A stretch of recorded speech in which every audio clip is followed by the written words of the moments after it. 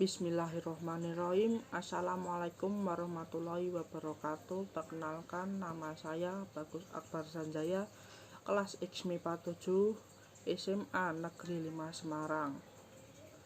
Saya di sini akan mempresentasikan tentang film Platyhelminthes. Pengertian Platyhelminthes. Platyhelminthes berasal dari bahasa Yunani, dari kata platy atau pipih dan helminthes atau cacing, sehingga dapat diartikan bahwa Platyhelminthes adalah cacing yang bertubuh pipih. Platyhelminthes dikelompokkan menjadi 5 bagian, yaitu 1. Domain Eukarya, 2. Kingdom Animalia, 3. Subkingdom Eumetazoa, 4. Superphylum Platyzoa, 5. Phylum Platyhelminthes.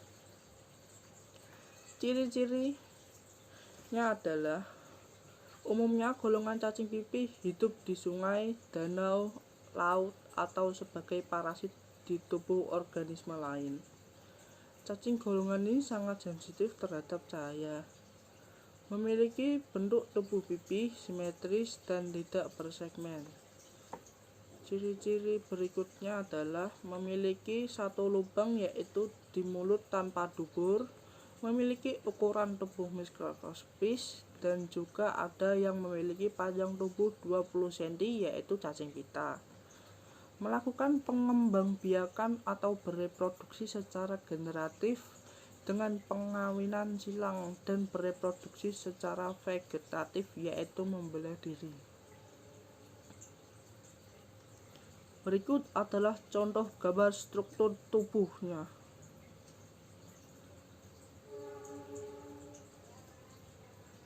Struktur tubuh Platyhelminthes dibagi menjadi 4 bagian, yaitu sistem saraf, sistem pencernaan, sistem indera, sistem bereproduksi. Sistem pencernaan. Sistem pencernaan Platyhelminthes atau cacing pipih ialah gastrovakuler, di mana peredaran makanan tidak melalui darah tetapi oleh usus. Sistem pencernaan Platyhelminthes atau cacing pipih dimulai dari faring dan kekerongkongan.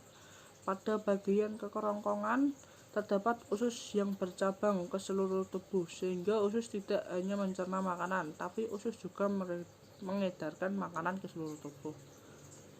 Sistem berikutnya adalah sistem saraf. Sistem saraf tangga tali ialah sistem saraf yang paling sederhana. Pada sistem tersebut, pusat susunan saraf disebut dengan ganglion. Otak terdapat pada bagian kepala dan jumlah sepasang.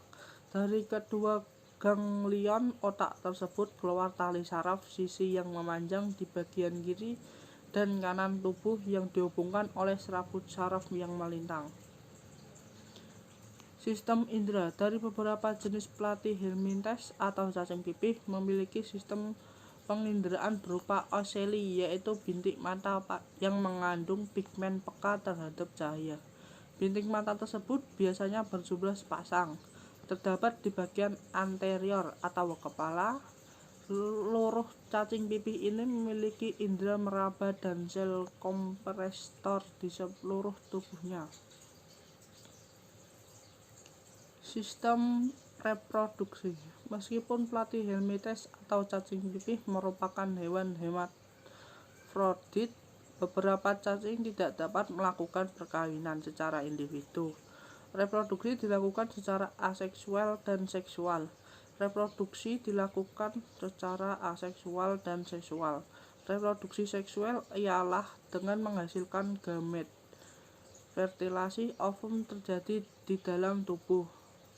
Fertilasi dapat dilakukan sendiri atau dengan pasangan lain. Berikut adalah klasifikasi Platyhelminthes.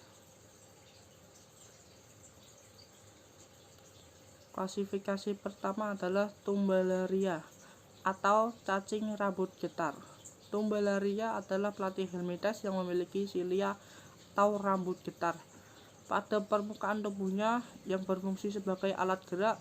Pada lapisan endermis terdapat banyak sel kelenjar yang disebut radoid yang berfungsi untuk melekat, membungkus mangsanya, dan sebagai jejak lendir pada waktu merayap. Di bawah endodermis terdapat serabut-serabut otot melingkar longitudinal, diagonal, dan dorsoventral, sehingga tumbelaria mudah memutar dan meliuk-liuk. Berikutnya, trematoda atau cacing isap. Keberadaan trematoda berjumlah sekitar 12.000 spesies di seluruh dunia, hidup di dalam atau pada tubuh hewan lain. Semua cacing hisap adalah parasit tersebut silinder atau seperti daun, panjang berkisar 1 cm hingga 6 cm. Cacing ini memiliki penghisap untuk menempelkan diri ke organ internal atau permukaan luar inangnya, dan semacam kulit kerasnya yang membantu melindungi parasit itu. Organ reproduksinya mengisi hampir seluruh bagian interior cacing hisap. Cestoda atau cacing pita. Cacing pita atau cestoda memiliki tubuh berbentuk pipih panjang antara 2 cm sampai 3 cm dan terdiri dari bagian kepala atau scolex dan tubuh skrobila. Kepala atau scolex dilengkapi dengan lebih dari 2 alat penghisap, sedangkan setiap segmen yang menyusun strobila mengandung alat pengembangbiakan. Tubuhnya satu strobila tertutup oleh cuticula yang tebal, tidak berpigmen, tidak mempunyai tratus digestivus atau alat indera dalam bentuk dewasanya. Makin ke posterior segmen makin melebar, dan setiap segmen atau prolotid merupakan satu individu yang bersifat hermafrodit.